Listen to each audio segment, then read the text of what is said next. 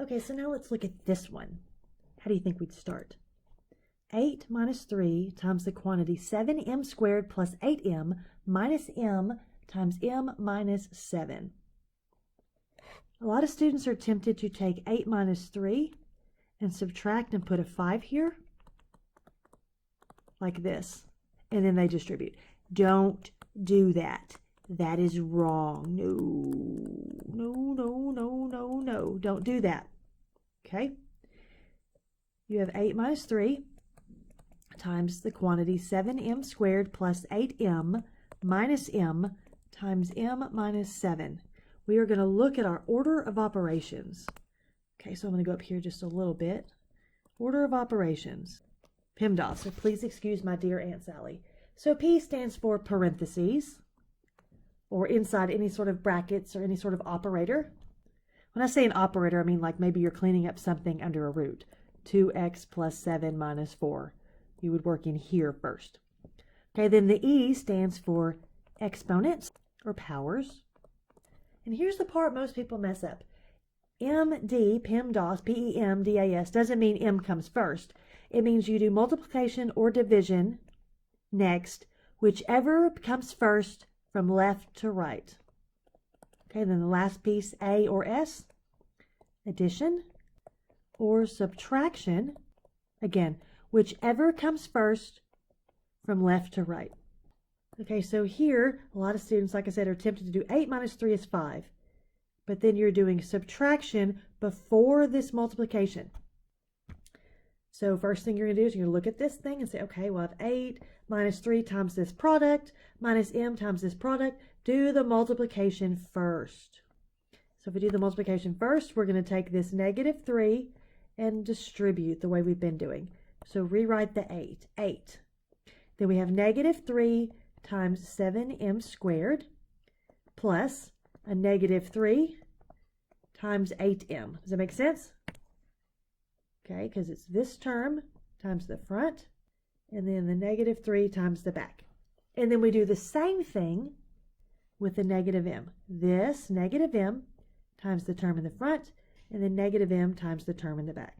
So plus negative m times m plus negative m times negative 7. And then we clean it up. So we end up with 8 minus 21m squared. And then we get minus 3 times 8 is 24, so minus 24m. Negative m times m is negative m squared. Be careful here, you have a negative times a negative. There's like a negative 1 right here, right? Coefficient of that m is a negative 1. Negative 1 times negative 7 is a positive 7, and then you have an m. Does that make sense? Now we're going to combine like terms. Highest power of m, in this case, is squared. So I'm going to highlight all the terms that have an m squared. And we have a negative 21m squared and a negative m squared. Remember, there's an understood 1 here.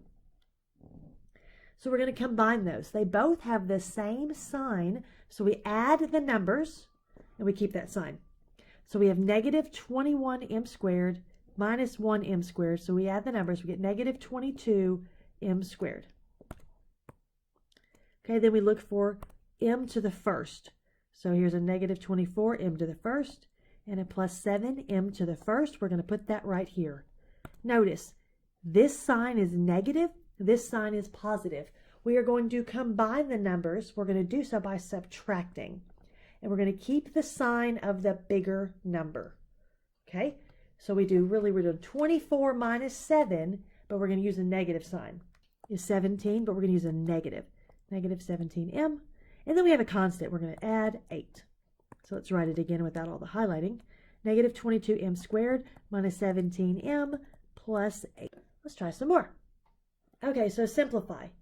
Negative 3x squared times the quantity 2x minus 2.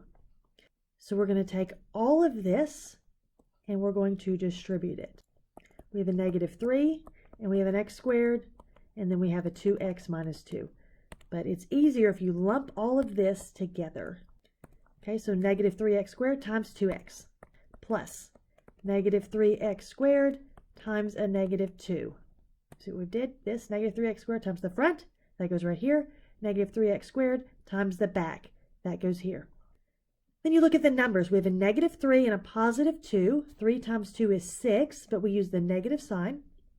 And then we have x squared times x, that's x cubed. Then look at these. You have a negative 3 times a negative 2. A negative times a negative is a positive, so plus 6x squared. Okay, I'm going to erase this so we can compare this easily with the next one. Look at B. You may be tempted just to rewrite that answer. Maybe it looks similar, but A and B are going to be different. Notice there is a set of parentheses now around the negative 3 and the x. So this says negative 3x is squared, which means you have negative 3x times a negative 3x. Okay, does that make sense? That's different. So here we're going to do the order of operations. We are going to do the parentheses, exponents, multiplication or division from left to right, and then addition, subtraction from left to right. So inside the parentheses, I can't simplify anything. So the next thing is exponents. So I'm going to apply this exponent. The negative is squared, the 3 is squared, and the x is squared. One of our exponent rules says a times b to the m is the same thing as a to the m times b to the m. And if we had several things multiplied together, an additional one, a times b times c to the m, that's a to the m times b to the m times c to the m. So the negative is squared, the 3 is squared, and the x is squared. Okay? So we have like negative 1 squared, a 3 squared, and an x squared. And all of that is multiplied by this. Okay, so this is this piece. So negative 1 squared is a positive, 3 squared is a 9, x squared. And then we still have the 2x minus 2 in the back. Now we're going to distribute all of this. 9x squared times the term in the front, 9x squared times the term in the back. So 9x squared times 2x plus 9x squared times a negative 2. So combine the numbers. 9 times 2 is 18. You have an x squared times an x, that's an x cubed. And you have a 9 times a negative 2, that's a negative 18 x squared. Okay. And what about this one? Simplify 5 times p minus 2 quantity squared. Okay, a lot of students would be tempted to say this is 5, distribute right here, right? This is 5p minus 10. And then maybe they'll try to square it. You can't do that. You have to do your order of operations. So the first thing we're going to handle is that exponent. Okay, so you're going to write this as 5 times p minus 2, well, squared means I have 2 of these. Okay, so the first thing we're going to do is look at this squared, which is equivalent to writing them side by side. So we're going to go ahead and FOIL this. So we're going to leave the 5 out here because we do the exponent first, and we're going to FOIL. First times the first, so p times p is p squared. Then we do the outer. The outer will be this p and this negative 2. So minus 2p. Then we do the inner.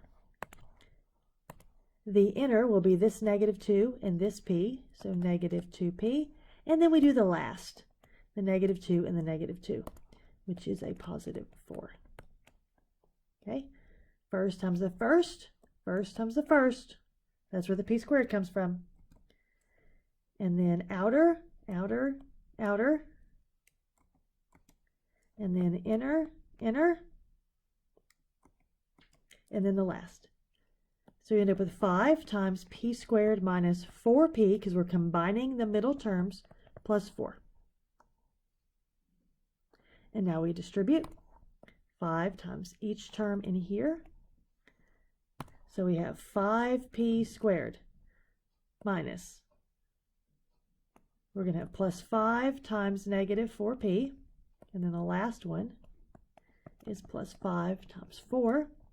So we have 5p squared. 5 times 4 is 20, but it's a minus. So minus 20p plus 20.